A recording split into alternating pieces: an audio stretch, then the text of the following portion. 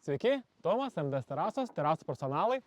Įdomu šiandien dalyką pasidalinsiu, šio sezono atradimas yra kaip padaryti, kad gražiai sujungti lentas per ilgį. To dažniausiai vengiam terasose, bet čia buvo nuspręsta kliento, kad lentas montuosim horizontaliai namui, tai reikėjo sprendimo.